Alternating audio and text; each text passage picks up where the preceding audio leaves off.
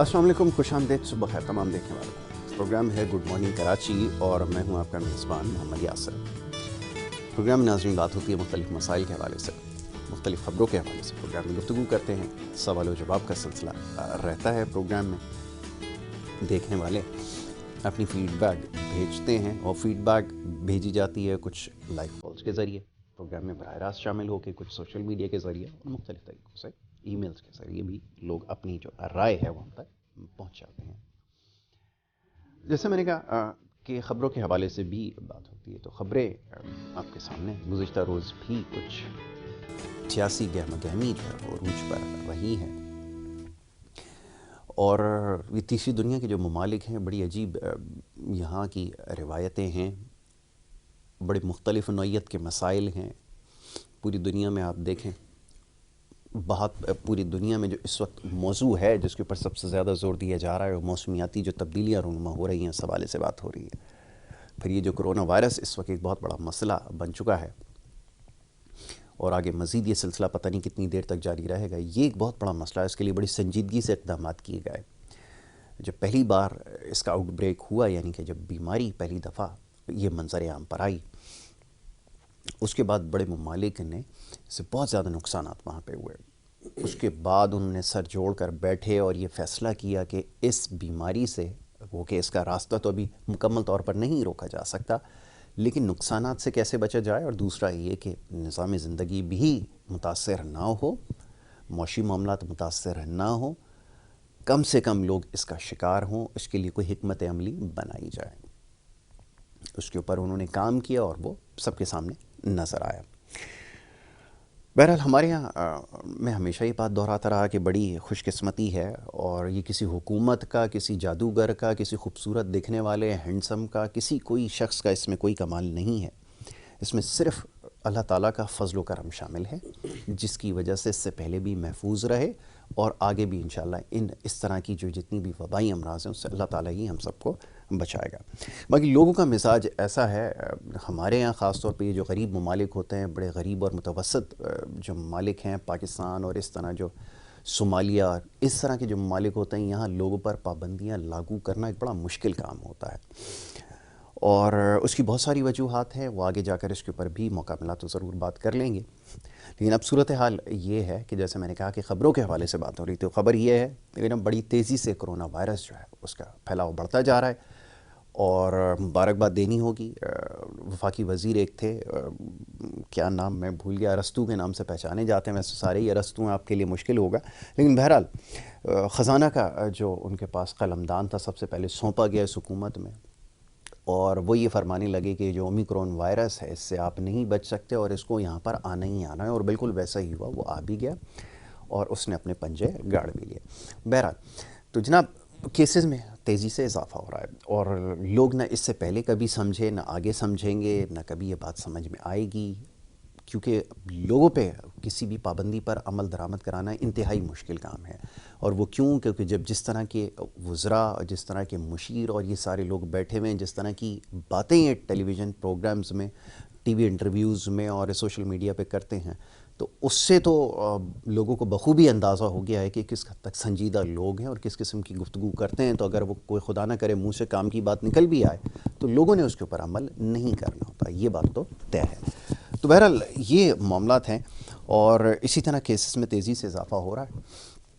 और अब ये मैंने बात कहना छोड़ दी है कि एहतियात रखें, मास्क पहने, समाजी वार, ये सारी बातें अब मैंने तर्क कर दी हैं। अब ये आपके ऊपर है, आप जैसे चाहें इसके ऊपर वो करें। वैक्सीनेशन करवानी है, नहीं करवाना, ये आपका फ़ैसला, ये हमने आपके ऊपर छोड़ दिया। अगर आप समझते हैं तो इसको करवाएं, नहीं समझते ना करवाएं, आपकी मर्ज़ी है जी।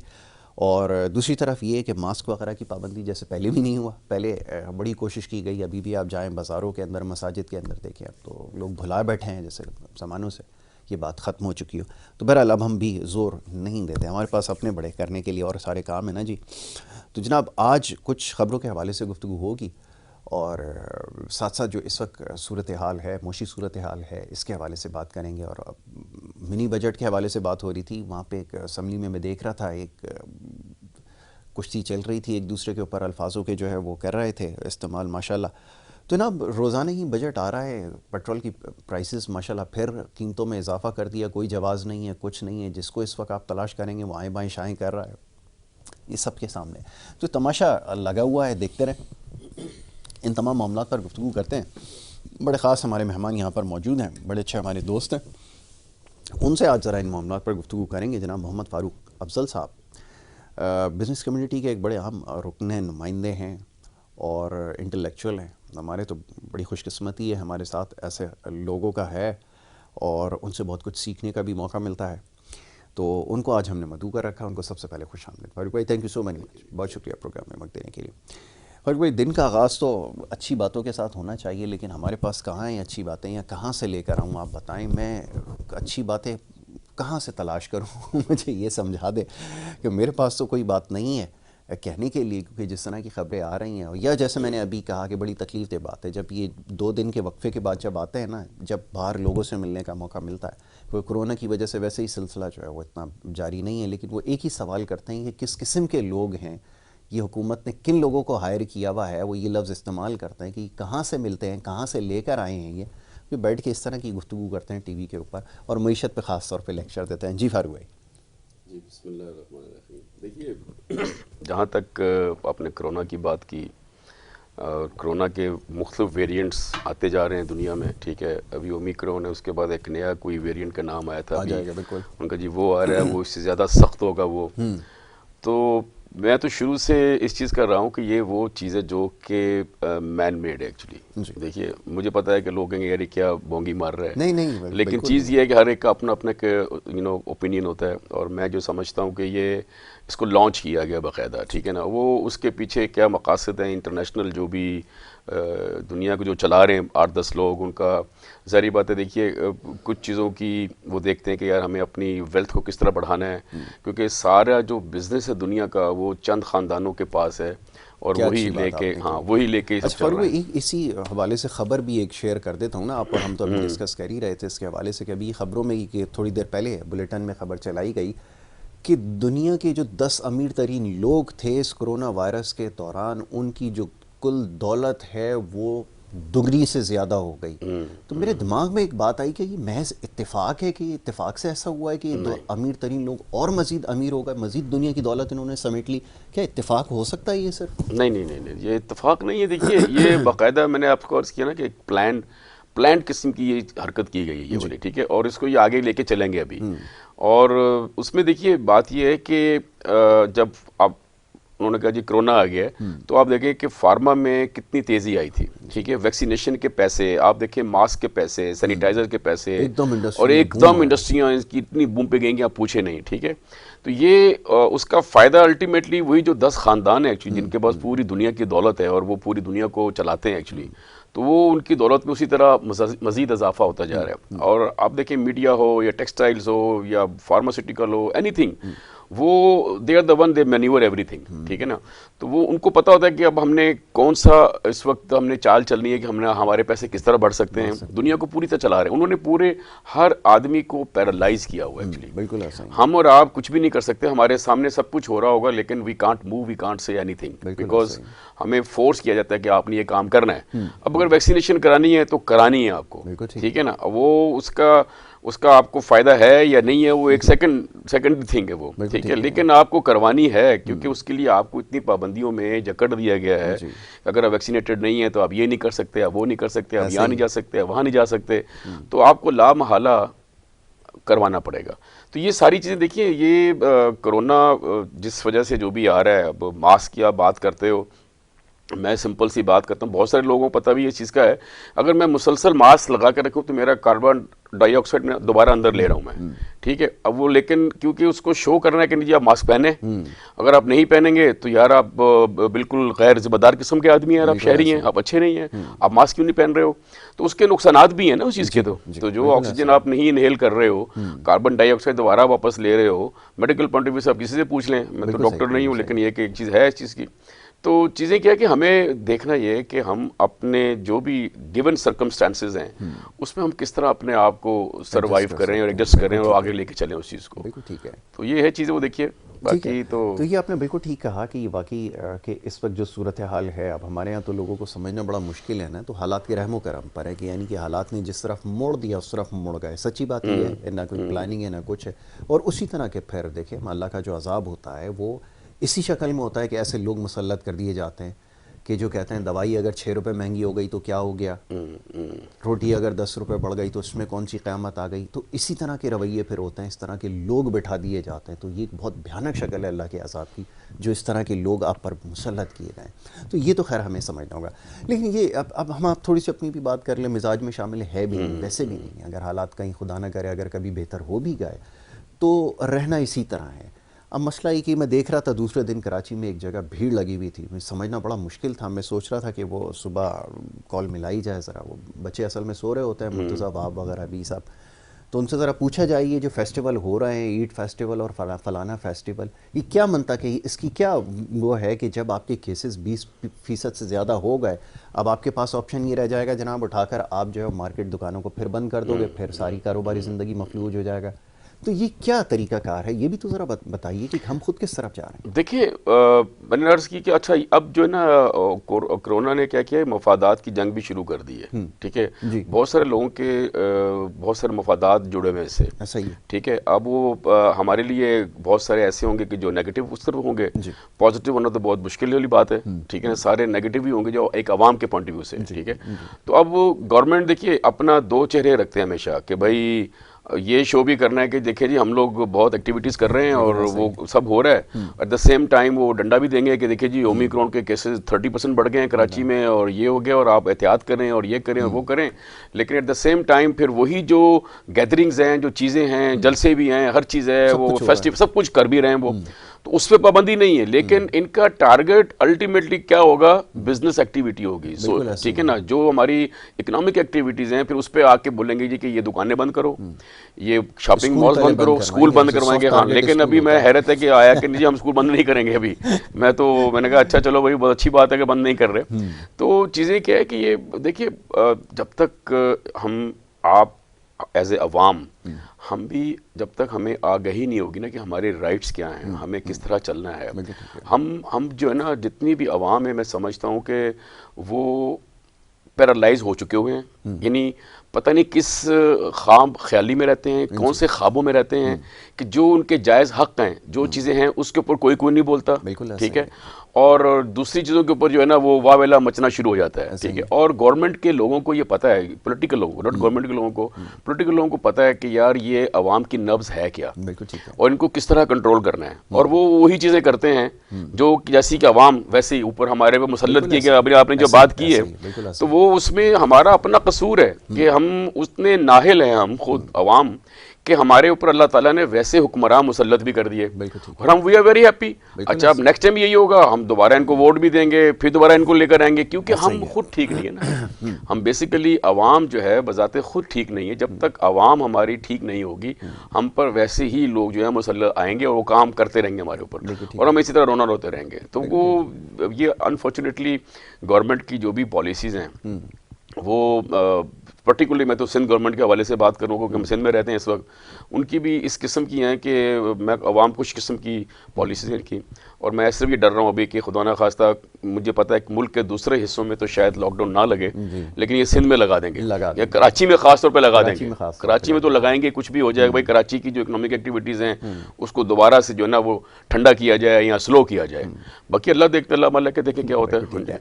اچھا بات پالیسیز کی ہو رہی تھی، اب کیونکہ وقت بڑی تیزی سے گزر گیا اور اسی طرح گزر جا رہا ہے، تو یہ جو ہنی مون پیریڈ تھا یہ آ کر بیٹھے تھے ابھی ٹھیک کر دیں گے 90 دن میں، 60 دن میں، 80 دن میں ٹھیک ہو جائے گا، یہ کر دیں گے وہ ہو جائے گا. وہ تو سلسلہ پہلے سال میں ہی لوگوں کی بالکل ختم ہو چکی ہے بالکل. لیکن اب یہ کہ تھوڑا سا ٹائم بچا ہے. اب بھی بڑا میں حیران ہوں کہ یہ ایک ایسے اسٹوڈنٹ کی طرح ہے معاملہ جو امتحان سے پرچے سے 1 گھنٹے پہلے بھی اگر اس کو جگایا جائے تو وہ اسی طرح بے خبری سے سو رہا ہے کہ دیکھا جائے گا اللہ مالک کیا ہو جائے گا. تو اس قسم کی باتیں تاحال ہو رہی ہیں، لیکن ملک اس طرح نہیں چلتا. یہ بات تو اب سب کے اوپر آیا ہو چکی ہے سب پہ. تو یہ فرمائیے گا کہ اب کیا آپ کو سلسلہ نظر آ رہا ہے؟ میں کچھ دیر پہلے گھر سے نکلتا ہوں کہ ایک دم میرا خیال دماغ میں آیا کہ یہ ساری بساط جب یہ لپیٹ دی جائے گی اس کے بعد پھر کیا ہوگا؟ پھر جو نئی حکومت آئے گی کیا وہ دوبارہ IMF کے پاس جائے گی؟ کیا دوبارہ سے وہ کوئی نیا پلان لے کر آئے گی؟ کیونکہ اتنی جلدی تو وہ ایگزیکیوٹ ہونے نہیں والا. اور جو یہ نقصانات ہوئے ہیں جس نے اٹھا کر آپ کو کئی سال اور پیچھے دھکیل دیا ہے، کیسے ریکوری ہوگی, یہ سب کیسے؟ دیکھیے یاسر بھائی, میں آپ کی اس بات سے تھوڑا سا beg to disagree with that point. دیکھیے اگر ہم میکرو لیول پہ دیکھیں جو اکنامک پالیسیز ہیں نا, آپ دیکھیں 2020 میں ہمارا -0.5% ہمارا GDP گروتھ تھا, ٹھیک ہے. 2021 میں ہمارا 3.9 ایکسپیکٹڈ تھا, 3.5 ہم نے اچیو کیا GDP گروتھ جو ریٹ ہے. ابھی ورلڈ بینک کی رپورٹ ہے کہ 4% ہے اگلے سال 2022 تک کا. تو اکنامک گروتھ تو ہو رہی ہے, ایکٹیویٹی چل بھی رہی ہے. اچھا اب آپ دیکھیں بات یہ ہے کہ یہ گورنمنٹ کی خامیاں بھی ضرور ہیں, ایسا نہیں کہ نہیں ہے. اچھائیاں یہ ہے کہ دیکھیے آپ 10 تقریباً ڈیم پہ کام ہو رہا ہے جس کو کوئی پروجیکٹ نہیں کر رہا, ٹھیک ہے. ہائیڈرو اس کے اوپر کام ہو رہا ہے. جنریشن دیکھیے یہ وہ چیزیں جو آنے والی جنریشن کے لیے چیزیں بہتر ہوں گی اور پاکستان کے اکنامک آؤٹ لک جو اس سے بہتر ہوگا. ہم ان چیزوں کو نہیں دیکھ رہے. اچھا آپ اب دیکھیں کہ despite of this corona pandemic and all that stuff, ہم نے اس گورنمنٹ نے یہ ایک اچھا کام کیا کہ اسمارٹ لاک ڈاؤنس کیے, اور 2020 میں اسی وجہ سے ہم نے جو ہے 3.5% جو ہے اکنامک گروتھ بھی ہم نے اچیو کی اس چیز کی. اب چیز یہ ہے کہ اس کا تسلسل چاہیے. اچھا اس میں ہماری ہیلپ کیا ہوا, ہماری ہیلپ جو ہے جو باہر کے لوگ رہنے والے ہیں انہوں نے ریمیٹنسز ٹھیک ٹھاک بھیجے. پاکستان کی ہسٹری میں پہلی دفعہ $29-30 بلین کے ہمارے پاس ریمیٹنسز آئے, ٹھیک ہے نا, ایکسپیٹریاٹ سے, جو کہ میکسیمم کبھی $17-18 بلین تک کے آتے تھے. اس نے بڑی ہیلپ آؤٹ کی ہم کو. اچھا IMF کے پاس دیکھیے, IMF کے پاس کوئی یہ گورنمنٹ پہلی دفعہ نہیں گئی ہے, ٹھیک ہے. ان کے جو ابھی ہم نے جو بات کی ہنی مون اور جو ان کی باتیں تھیں ساری, ان کو اندازہ ہی نہیں تھا کہ گراؤنڈ میں جب جائیں گے تو گراؤنڈ میں کھیل کیسے ہوگا, ایسا ہی, ٹھیک ہے. باہر سے بیٹھ کے تنقید کرنا بڑا آسان ہوتا ہے, لیکن جب آپ گراؤنڈ میں اترتے ہیں تو پتہ چلتا ہے کہ مخالفین کتنے آپ کے پاس ہیں. جو آپ کی مخالف ٹیم ہے جس کے ساتھ آپ نے کھیلنا ہے, ٹھیک ہے نا, اس سے جیتنا کیسے آپ نے, ٹھیک ہے, وہ کتنے کھلاڑی ہیں, ٹھیک ہے, اور کہاں کے کھلاڑی ہیں وہ, بالکل ایسا ہی ہے. آپ اس میں آپ بیوروکریسی بھی لے سکتے ہو, آپ بیوروکریسی گورنمنٹ کے لوگ بھی ہو سکتے ہیں, بہت سارے لوگ ہیں, اسٹیبلشمنٹ بھی ہے, بہت سارے کھلاڑی ہیں نا اس گیم میں. تو وہ جب اترے تو ان کو اندازہ ہوا کہ ہم نے سب بونگیاں ماری تھیں, ٹھیک ہے. اور دیٹس ویری ٹرو کہ جو ایک ان نیچرل قسم کے جو وعدے تھے, چیزیں تھیں, وہ کی گئیں. یعنی کہ اس کی میں کہ ان کو ادراک ہی نہیں تھا کہ یار یہ ہم جو وعدے کر رہے ہیں اس کا مطلب کیا واقعی ہم کچھ کر سکیں گے, نہیں کر سکیں گے. زبانی جمع خرچ کرنا, ہاں, لوگوں کو بہت زیادہ امید ہے اس کے ساتھ. بالکل. اب چیز یہ ہے کہ IMF کے پاس نہیں جائیں گے, جانا پڑا. 6-8 مہینے انہوں نے سلو کیا, اس سے کیا ہوا کہ سلسلے خراب ہونا شروع ہوئے. تو IMF دیکھیے تقریباً 22 یا 23 مرتبہ پچھلی گورنمنٹ بھی گئی ہیں. اب اگر یہ نون لیگ اور پیپلز پارٹی اور دوسرے بولیں گے کہ IMF کے پاس کیوں گئے ہو, تو بھائی آپ کے دور میں بھی تو گئے نا, سب ادوار میں جتنے بھی گئے ہیں سب گئے ہیں, ٹھیک ہے. اس میں کوئی ایسا کوئی وہ گیم نہیں کھیلا جی کہ آپ IMF کے پاس کیوں گئے ہو. ماضی میں ہوتا تھا, ڈاکٹر صاحب بھی نعرہ لگاتے تھے کہ کشکول توڑ دیں گے, اور وہ گئے, ان کو جانا پڑا, وہ بات ایک الگ بات ہے. لیکن فرق وہی تھوڑی سی ایک وہ میں چاہتا ہوں, آپ نے کہا پازیٹیو چیز کی خبر صحیح پہنچانا نا, پوری بھی پہنچانا ذمہ داری. جتنے بھی پروجیکٹ سٹارٹ ہوئے, اب مسئلہ یہ ہے کہ یہ اس چیز کا تذکرہ اس لیے نہیں کر سکتے کیونکہ سابق گورنمنٹ کے اس میں پروجیکٹ سٹارٹ ہوئے نا, انہوں نے اس کو تقریباً مکمل ہونے تک پہنچا دیا. یہ سڑکیں بنانے کے حوالے سے, جیسے کہ ہمارے ایک دوست ہیں MP ہے, انہوں نے لکھ کر لگایا کہ جو PTI کا دور ہے اس وقت, اس کے اندر اتنی سڑکیں تعمیر ہوئی ہیں. تو نیچے میں نے ان کو اس کی وضاحت کی کہ وہ سڑکیں تھیں جو اس زمانے میں ساری سٹارٹ ہوئی تھیں, جو اب آ کے مکمل ہوئی ہیں. ایسا ہی ہے, اس کی بھی بارے میں ضرور بتائیے, یہ چیز انہوں نے مانی ہے. تو یہ بہت ساری چیزیں جس کا بھی آپ نے تذکرہ کیا, لیکن یہ بات ٹھیک ہے. اب ذرا گروتھ کے اوپر آ جاتے ہیں نا, تھوڑا سا ایک تو ایشو یہ ہے کہ اس کو سمجھنا تھوڑا سا مشکل ہے. بڑے علامہ, ایک بڑے بہت بڑی ایک علمی شخصیت ہے میرے خیال میں اس تاریخ انسانی میں, شاید اب لوگ بیٹھ کے سوچ رہے ہیں, شہباز صاحب ان کا پتہ نہیں کیا نام ہے, گیل ہے کیا ہے, وہ بیٹھ کے اکانومی کے اوپر آج کل ذرا TV پروگرامز میں لیکچر دے رہے ہیں. میں ان کی طرف آتا ہوں ذرا, ایک چھوٹی سی بریک کے لیے کہا جا رہا ہے, ایک چھوٹی سی بریک لے لیتے ہیں, بریک کے بعد واپس آئیں گے. آپ دیکھتے رہیں پروگرام گڈ مارننگ کراچی.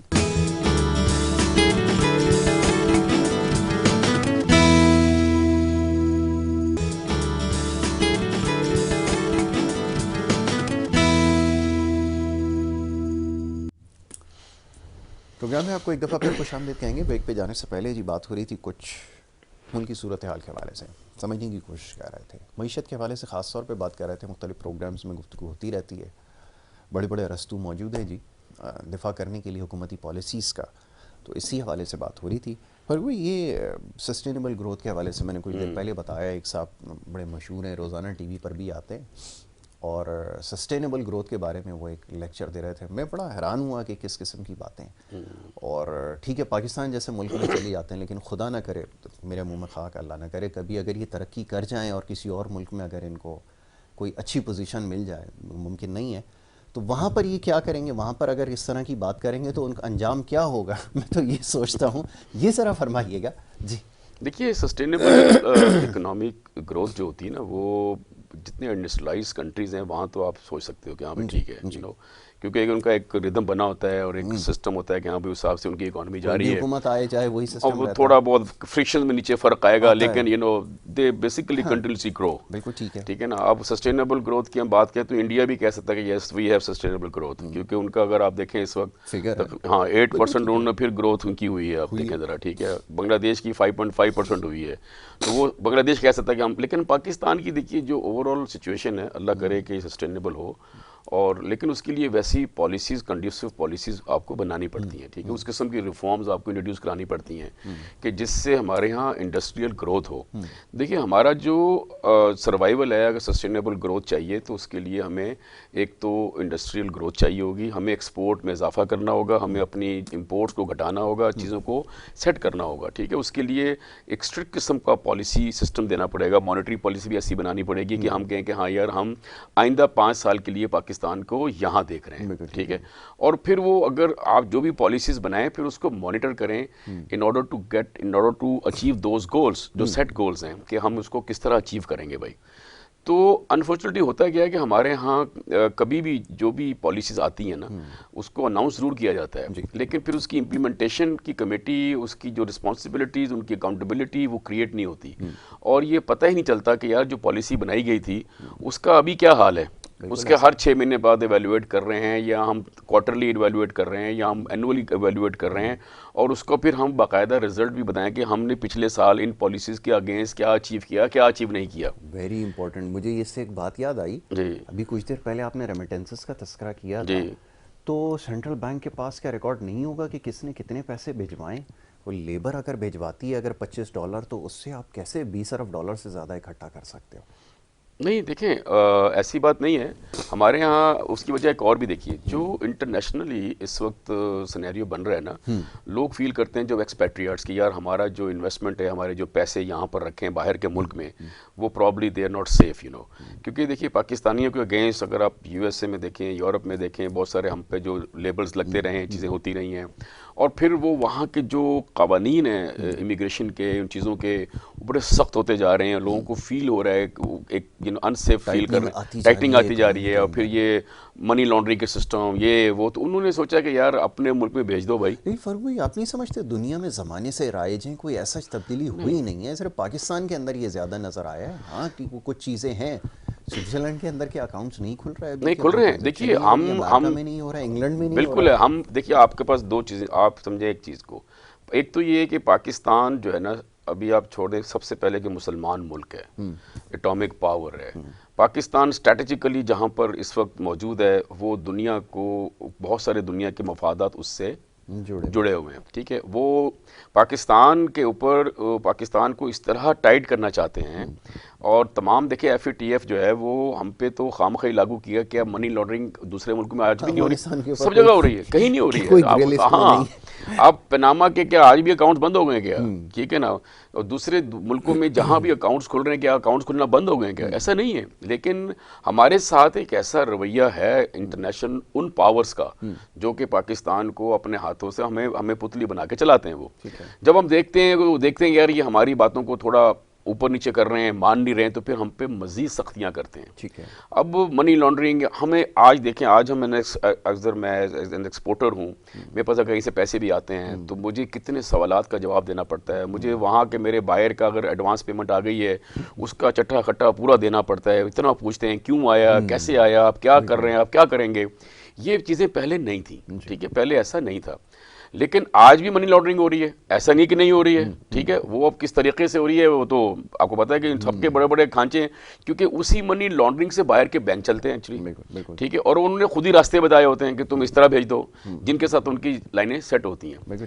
تو یہ ایک المیہ ہے ہمارے ساتھ، اور ہمیں اس چیز کو لے کے چلنا ہے کہ بھائی ہم ان انٹرنیشنل پاورز کو کس طرح ہم کاؤنٹر کریں، کس طرح ہم فیس کریں، اور آگے اپنی گروتھ کو بھی لے کے چلتے رہیں۔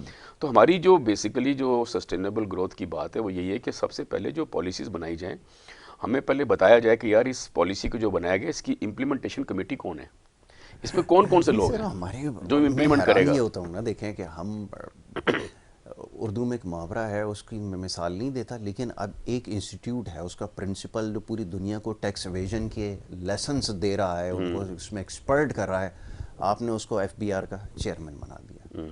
یہ اگر ہوگی آپ کی پالیسی، وہ بلی کو دودھ کی رکھوالی پہ رکھ دینا، کیا وہ کہتا ہے ایسا ہی کچھ ایسا ہی ہے. تو یہ ذرا فرمائیے گا یہ کون سی اسمارٹ موو ہے تو پھر کون سے آپ یہ نتائج ہیں جو حاصل. اب وہ جس پروگرام میں بھی کوئی فارمر چیئرمین جا کر بیٹھے گا، وہ کہے گا ایف بی آر سے برا ادارہ ہی کوئی نہیں ہے، دنیا کا سب سے برا ادارہ جو ہے نا وہ آپ کو ایف بی آر نظر آئے گا. یہ تو صورتحال ہے آپ کے یہاں. تو پھر فرمائیے کیسے معاملہ ٹھیک ہوں گے؟ نہیں بالکل، دیکھیے سلیکشن آپ کو میں عرض کروں نا کہ یہ گورنمنٹ نے جب آئے اتنے دعوے سب کچھ کیا، انفارچونیٹلی ان کے پاس وہ ٹیم نہیں تھی. ٹھیک ہے، اب یہ انہوں نے کہا جی ہمارے پاس 200 اکنامسٹ بیٹھے ہوئے ہیں، ہم آئیں گے تو ہم تو یہ بونچال لے کے آ جائیں گے، فلانا کر لیں گے. وہ بالکل بونگیاں ماری تھیں انہوں نے. آنے کے بعد کچھ بھی نہیں ہو سکا، ان کے پاس ٹیم ہی نہیں تھی، کیونکہ خان صاحب کو جو ان کے لوگوں نے بتایا ہوا تھا سارا فکر نہیں کریں. کیا کیا پہلے جب وہ کرکٹ کھیلا کرتے تھے، اگر کوئی لڑکا پرفارم نہیں کرتا تھا اس کا کریئر ساری زندگی کے لیے ختم کر دیتے تھے. لیکن اب کیوں نہیں ایسا کیا انہوں نے؟ اب تو ان کا رول چینج کر دیتے. کیوں اتنے فلیکسیبل کیسے ہوگا؟ نہیں یہ بات صحیح ہے. دیکھیے اس میں کیا ہے کہ اب جو ہے نا کرکٹ ٹیم کو چلانا ایک چھوٹا سا آبجیکٹیو ہے، وہ یہ اتنا براڈر اسپیکٹرم ہے. یہ جو ملک کو چلانا از سم تھنگ ڈفرینٹ. میں نے عرض کیا نا جب وہ گراؤنڈ کے اندر اترے تو پھر بہت سارے لوگ پھر آپ کو چلاتے بھی ہیں، تو آپ ان کی مرضی کے بغیر بہت سارے ڈیسیژن نہیں لے سکتے. اب آپ نے بہت سارے لوگ ان لوگوں کی مرضی سے لائے جاتے ہیں جو چلا رہے ہوتے ہیں. ٹھیک ہے، تو آپ کچھ نہیں کر سکتے ہو.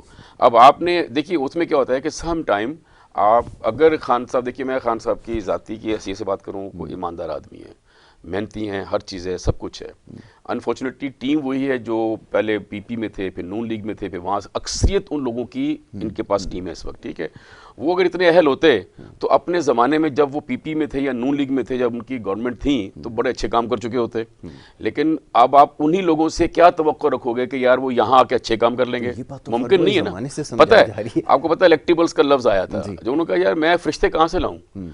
کسی نے کہا کہ بھائی آپ نے الیکشن اگر جیتنا ہے تو ترین صاحب نے ان سب نے ان کو راہ دکھائی کہ بھائی آپ کو الیکٹیبلس پکڑنے پڑیں گے. اب الیکٹیبلس کون ہیں؟ وہ سارے کرپٹ لوگ ہیں. ٹھیک ہے، اب وہ پیسے لگاتے ہیں، انویسٹمنٹ کرتے ہیں نا وہ، تو جب انویسٹمنٹ کر کے پھر ان کو اس کو ریٹرن چاہیے، اس کا اینڈ رزلٹ تو وہی آ گیا.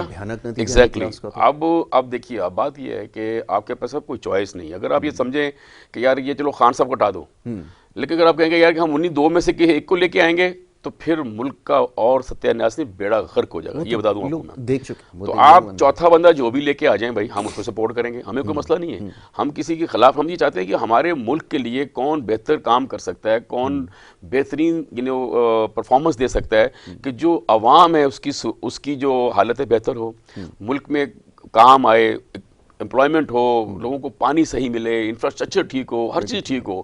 وہ کوئی بھی آ جائے، چوتھا آدمی آ جائے، چاہے وہ فوجی آ کے بیٹھ جائے، وی ول سپورٹ دیم. کیونکہ ہمیں تو یہ دیکھنا ہے کہ عوام کے لیے کون بہتر کام کر سکتا ہے. اگر یہ نہیں کر سکیں گے، ختم ہو جائیں گے، تو پھر اگر آپ پرانوں کو دوبارہ لے کر آئیں گے تو آپ یہ سمجھتے ہیں کہ صورتحال بہتر ہو جائے گی، فورگیٹ اٹ. کیونکہ انہوں نے جو بیڑا غرق کیا ہوا آلریڈی چیزوں کو. دیکھیں ابھی آپ نے کہا کہ جی دیکھیں ڈیم کسی گورنمنٹ نے نہیں بنائے تھے، ڈیم انہوں نے آ کے شروع کیے ہیں، اور اس کے اندر خانہ سارے کام چل رہے ہیں اس وقت. یقین جانیے کام ہو رہا ہے اور لوگوں کو اندازہ نہیں ہے، کیونکہ وہ انہوں نے سی پیک کے میں حوالے سے ڈالے ہیں، کچھ ویسے انہوں نے شروع کیے ہیں، اور وہ چیزیں ایسی ہیں کہ جو آگے جنریشنز کو آنے کے لیے وہ کام آئے گا. ٹھیک ہے، آپ جو انفراسٹرکچر کی بات کر رہے ہیں، بہت سارے روڈ ایسے ضرور تھے، لیکن بہت سارے نئے روڈز بھی انہوں نے بنانا شروع کیے ہیں. ایسا نہیں ہے کہ ایسا نہیں ہے، اور کام کیا ہے. لیکن at the end of the day ہم دیکھتے ہیں کہ جی رزلٹ کیا آیا. لوگ اس وقت جو حال ہے مہنگائی کے پوائنٹ آف ویو سے اگر آپ دیکھیں تو مہنگائی نے اتنا جو سر اٹھایا ہوا ہے، ہر جگہ دیکھیے مافیاز ہیں. آج آپ دیکھیں کھاد کے اوپر پرابلم چل رہا ہے. ٹھیک ہے، میں آپ کو پہلے ہی لیا تھا اس طرف. اب دیکھیے اب کھاد کے اوپر اب دیکھیے ہمارے پاس مافیا ہر جگہ ہے. اللہ کا شکر ہے ہمارے پاس، ہم نے ہر جگہ سسٹم ایسا بنا رکھا ہے کہ شوگر مافیا ہمارے پاس ہے، کھاد مافیا ہمارے پاس ہے، ویٹ مافیا ہمارے پاس ہے. یہ کموڈیٹیز آئٹم جو تھے، یہ جو انویسٹر ہیں نا، یہ جو M N A M P As ہوتے ہیں، یہ سارے انویسٹر ہوتے ہیں نا، یہ سارے اس میں انوالو ہوتے ہیں. وزراء ہیں، ایم این ایز ہیں، ایم پی ایز ہیں، ان کے سٹیکس ہیں اس کے اندر. ٹھیک ہے، اور ان لوگوں نے اس چیز کو لے کے چل رہے ہوتے ہیں. اب یہ کھاد بچی تھی نا، اب یہ کھاد کو بھی ہولڈنگ کر لی. اچھا اب جتنی ملیں لگی ہوئی ہیں کھاد کی، ٹھیک ہے، کیا ہمارے جو لوگ بیٹھے ہوئے ہیں بیوروکریسی کے یا گورنمنٹ کے، ان کو احساس نہیں ہے کہ ہمارے ملک میں کھاد کی کتنی ریکوائرمنٹ ہے؟ کیا اتنی کھاد کی بوریاں پروڈیوس ہو رہی ہیں, کیا اتنی ملک میں ہیں, اور اگر نہیں ہیں تو اس کا پہلے سے ارینج کیا جائے. تو یہ جو ساری پلاننگ تھی یہ انکمپیٹنس ہے نا, کہ کام نہیں ہوا. ٹھیک ہے, اس کی وجہ کیا ہوئی, کھاد مہنگی ہو گئی, کھاد کی انویلیبلٹی ہو گئی, اب وہ کسان کہاں جائے گا. ٹھیک ہے, تو یہ ان لوگوں کی انکمپیٹنسی ہے, چاہے وہ گورنمنٹ کے لوگوں میں بیوروکریسی ہو وٹ ایور, اور یہ ان لوگوں کو بیسیکلی سپورٹ کرتے ہیں, ان مافیاز کے لوگوں کو, تاکہ وہ زیادہ سے زیادہ پیسہ کمائیں. فاروق بھائی یہ دیکھیں, یہ تو نشاندہی ہو چکی ہے, یہ کوئی پہلا کرائسس بھی نہیں ہے. یہاں تو الحمدللہ کرائسس آفٹر کرائسس آتے رہے نا. ویری فرسٹ جب آیا چارج لیے, گندم کا کرائسس آ گیا, فوراً سے اس کے ختم نہیں ہوا تھا, چینی کا کرائسس آ گیا, چینی کا کرائسس ختم نہیں ہوا, ایک اور کرائسس آ گیا, پھر یہ شارٹیجز ہونا شروع ہو گئیں, پھر کرونا آ گیا, پھر پیٹرول کی شارٹیجز ہو گئیں, پھر مس مینجمنٹ آفٹر مس مینجمنٹ. صورتحال یہ جناب کہ سردیوں کے اندر کسی زمانے میں لوڈ شیڈنگ ہوتی تھی گیس کی, وہ جناب گرمیوں سے سلسلہ شروع ہو گیا.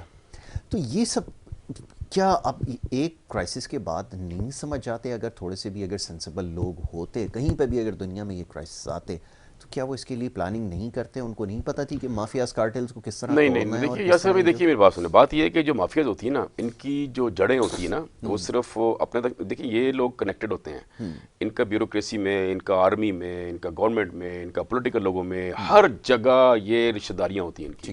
دے آر ویری ویل کنیکٹڈ. ٹھیک ہے, یہ بظاہر آپ کو لگے گا کہ یار اس طرح بات ہو رہی ہے, یہ کینسر کی طرح دیکھیے پھیلے ہوئے, ان کو سپورٹ ہر جگہ سے مل جاتی ہے, آپ ان کو ہٹا نہیں سکتے, ہلا نہیں سکتے. عمران جیسے 6 بندے بھی آ جائیں گے نا, ابھی بتاؤں آپ کو میں, اگر آپ سمجھیں گے کہ نظریاتی انقلاب لے کے آ جائیں گے, آپ ریفارم کا کچھ کر کے لے کے آ جائیں گے, کچھ نہیں ہوگا.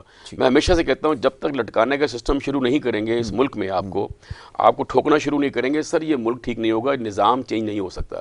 یہ سارے بہت بڑا جھگڑا ہوا ایک مافیا, بہت بڑا جھگڑا مافیا ہے, اور ان کو آپ کنٹرول نہیں کر سکتے. آپ دیکھیے اسی وجہ سے اس ملک کو چلانے والے چند, جس طرح دنیا کو چند ملک چلاتے ہیں نا, اس طرح ہمارے ملک میں چند لوگ ہیں جو اس ملک کو چلا رہے ہیں ایکچولی, جن کے ہاتھ میں یہ ساری بڑی بڑی چیزیں ہیں. آپ کا چینی کی آپ بات کر رہے ہیں, اگر آپ ویٹ کی بات کی آپ نے, اس کے پیچھے بھی پوری کہانی ہے نا. اگر ہم اس پہ جانا شروع کریں گے تو پروگرام بہت لمبا ہو جائے گا. ٹھیک ہے, لیکن انفارچونیٹلی یہ اتنی بڑی ان کے پنجے گڑھے ہوئے اس ملک کے اندر ہیں, اور ان کو آپ ہٹا نہیں سکتے. سر یہ آپ کو غائب کرا دیں گے یہ لوگ, آپ ذرا بات تو کر کے دیکھیں ان کے لیے. ٹھیک ہے, تو ان کے یہ اتنا آسان نہیں ہے ان کو ہلانا, چاہے کوئی بھی آ جائے, چاہے کوئی بھی آ جائے, انٹل انلیس لٹکانا سسٹم نہیں ہوگا. سر یہ اس ملک میں اس قسم کی چیزیں آپ چلتی رہیں گی, اور فیس ہم کرتے رہیں گے اس کو. بالکل ٹھیک ہے.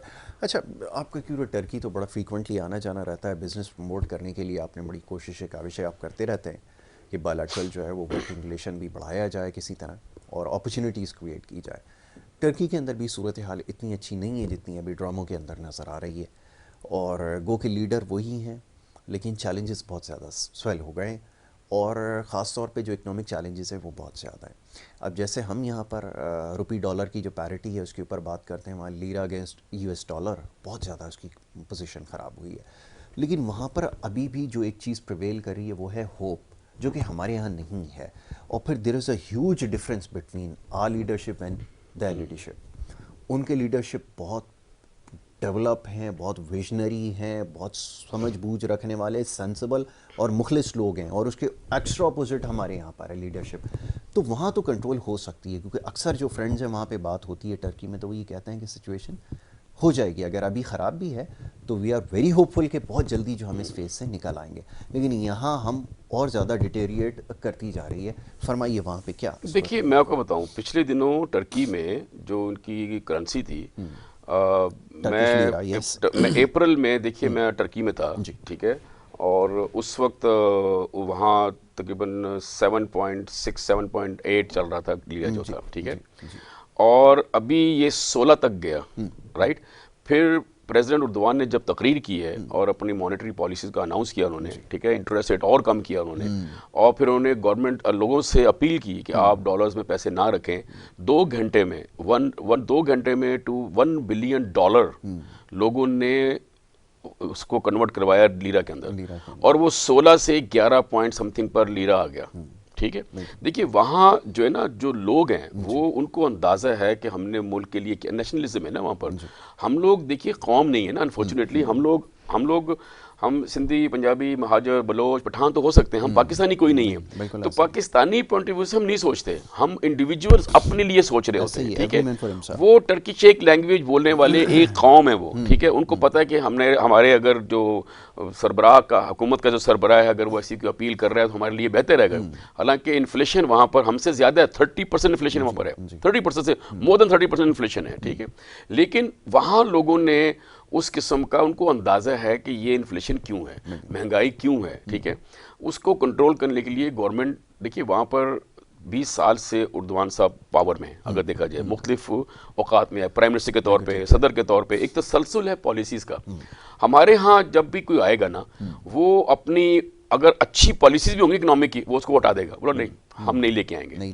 کیونکہ اگر اس کی پالیسیاں ہم نے چلا دیں تو پھر کیا لوگ تو کہیں گے یار وہ تو اس کی اپنے پالیسیاں چلائیں یار, تو پھر ہمارا کیا رہ جائے گا یار, ہٹا دو اس کو, یا اس کو سلو ڈاؤن کر دو, اس پہ کام ہی نہیں کرو, ٹھیک ہے. تو ہم کیونکہ ہم ایسے قوم بن کے نہیں سوچتے, جب تک ہم پراپرلی چیزیں قوم نہیں بنیں گے ہم یہ کام نہیں کر سکتے. ٹرکی میں آسان ہے, بنگلہ دیش میں آسان ہے, ایک زبان ہے, ایک قوم ہے وہ لوگ. ہم ایک قوم نہیں ہے, ہم عوام ضرور ہیں, ہم لوگ ہجوم ہیں, ہم قوم نہیں ہیں. آپ یہ نہیں کہہ سکتے کہ آپ پاکستانی ہو, ہم کہہ تو دیتے ہیں لیکن وہ ایز اے پاکستانی ہو کے بندہ سوچتا نہیں ہے. یس, ہم سوچتے نہیں اس طرح. ہر ملک, ہمارے پاس 4 ملک ہیں, اس میں 4-5 ملک ہیں, سندھ الگ ملک ہے, پنجاب الگ ہے, ہر ایک اپنے اپنی بونگی مار رہا ہے, وہ کہہ رہا ہے میں یہ نہیں کروں گا, میں وہ نہیں کروں گا. کسی کو فیڈریشن کو مضبوط کرنے کی فکر نہیں ہے, کوئی چاہتا نہیں کہ پاکستان کو مضبوط کیا جائے, ٹھیک ہے. وہ اپنے اپنے صوبوں کو مضبوط کرنے کی کوشش کرتے ہیں. تو وہ انفارچونیٹلی یہ چیز ہے. اور ٹرکی میں دیکھیے, ٹرکی میں تسلسل ہے پالیسیز کا. اب انہوں نے انٹرسٹ ریٹ کم کیا, دیکھیں انہوں نے کہا کہ ہم آئی ایم ایف کے پاس نہیں جائیں گے, ٹھیک ہے. انہوں نے کہا ہم کچھ بھی ہو جائے آئی ایم ایف کے, کیونکہ یہ ان کی کوشش تھی, امریکہ نے سینکشن لگائیں, سب کچھ کیا, لیکن وہ کھڑے رہے. ہمارے ملک میں تو کیا ہوگا کہ آپ کو ہلکی سے ہم پہ اگر سینکشن لگیں گی, سارے جو ہے گورنمنٹ کو برا کہنا شروع کر دیں گے, کہیں گے بھائی جاؤ امریکہ جو کہہ رہا کرو, وہ ہمارے تم اللہ تعالیٰ کی بند کر رہے ہو بھائی, ٹھیک ہے. تو ہماری تو اپنی دیکھیں نا آسائشیں ہیں نا, جو اس کو ہم ختم کمپرومائز اس پہ کرنا نہیں چاہتے ہم لوگ, ٹھیک ہے. سیکریفائز کچھ کرنا نہیں چاہتے ملک کے لیے. یہ سیکریفیکیشن کون لائے گا, قربانی کون لائے گا, ایک عام آدمی بھی نہیں سوچتا اس بارے میں, تو ٹھیک ہے. تو ہمیں پہلے یہ سوچنا پڑے گا, ان سے ہمارا کمپیریزن ہم کر ہی نہیں سکتے سر, ہم کر ہی نہیں سکتے. بالکل ٹھیک ہے. اور وہاں تک پہنچنا پھر ہمارے لیے صرف ایک دیوانے کے خواب سے زیادہ جو ہے وہ نہیں ہو سکتا. اب سوال یہ پیدا ہوتا ہے کہ یہ جو مار پڑ رہی ہے عام پاکستانی کو, اب تو وہ شاید دن گن رہے ہیں. اب تو لوگ اٹھ کر صبح جو صرف پہلے دیکھا کرتے تھے کہ آج کا دن ہے, اگلے دن کیا ہوگا, وہ یہ دیکھتے ہیں کہ بس یہ حکومت کتنے دن اور رہ گئی ہے, تاکہ اس کے بعد جو بھی آئے شاید اس سے کوئی امید ہو اور پھر سلسلہ آگے بڑھے. اب تو صورتحال یہاں تک آ گئی ہے. تو یہ سلسلہ مزید اور بھیانک ہوتا جائے گا. اب یہ روزانہ پیٹرول کی پرائسز بڑھتے جانا, اور وہ لوگ اتنے تنگ آ گئے ہیں, وہ کہتے ہیں بھائی ایک دفعہ بیٹھ کے آپ فیصلہ کر دو کہ میں جب چھوڑ کر جاؤں گا تو اتنے پہ پہنچاؤں گا, آج ہی کر دو, تاکہ ایک ہی دفعہ لوگوں کو پتہ چل جائے کہ بھائی اتنا اس میں اضافہ کرنا ہے آپ نے, کیونکہ پلاننگ تو کسی بھی سطح پر نظر نہیں آئی.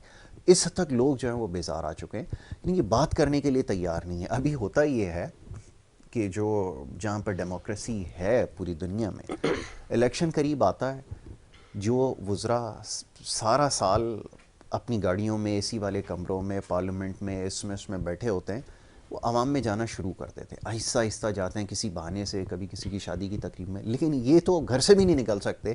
اس حال تک تو یہ پہنچ گئے. تو کیا ہوگا پھر ایسی ڈیموکریسی؟ دیکھیں اس میں چیز کیا ہے کہ جہاں تک پیٹرول کی پرائسز کا تعلق ہے نا, پیٹرول کی پرائسز ہمارے ملک کے ہاتھ میں نہیں ہے. دیکھیے یہ انٹرنیشنل ایک کموڈٹی ہے, جب وہاں بڑھتی ہیں تو یہاں پر ان کو کچھ کرنا پڑتا ہے, کچھ بھی ہو جائے. سیکنڈلی نہیں, آپ دیکھیے ہمارے پاس ریونیوز نہیں ہیں, آپ ریونیوز کہاں سے لائیں گے, آپ کے ٹیکس ریونیوز نہیں ہیں, تو گورنمنٹ کو تو پیسے چاہیے نا. تو پیسے چاہیے تو ان کے پاس یہ ایک آپشن بچتا ہے کہ پیٹرول کی قیمت تھوڑی بڑھا کے کچھ پیسے لے لو بھائی, اس میں جو بھی ان کو لیوائز ملتی ہیں, ان کو سیل ٹیکس ملتا ہے, جو کچھ بھی ملتا ہے ان کو, وہ اس سے پیسے بڑھانے کی کوشش کرتے ہیں. جب تک دیکھیے ریونیوز کو بیلنس کرنے کے لیے آپ کو پہلے آپ کے اخراجات کم کرنے پڑیں گے. تو جو نان ڈیولپمنٹ چارجز ہیں, جو بیوروکریسی کی تنخواہیں ہیں, ان کے بینیفٹس ہیں, جو ایم این ایس کے, ایم پی ایس کے, اور سب لوگوں کے, وزراؤں کے, ہر چیز کے, ہر جگہ اتنے خرچے کہ آپ اور ہم وغیرہ خربوں روپے ان کے خرچ ہوتے ہیں, ٹھیک ہے. تو پہلے آپ کو ان اخراجات کو کم کرنا پڑے گا, تاکہ آپ جو ہے نا ان پیسوں سے ڈیولپمنٹ چارجز میں ڈالیں. اور آپ یہ جو عوام پہ بوجھ ہے, یہ ان کی آسائشوں کا سارا بوجھ عوام پہ ڈلتا ہے. تو پہلے آپ کو نان ڈیولپمنٹ جتنے بھی ایکسپینڈیچرز ہیں, آپ کو اس کو بالکل سلیش کرنا پڑے گا.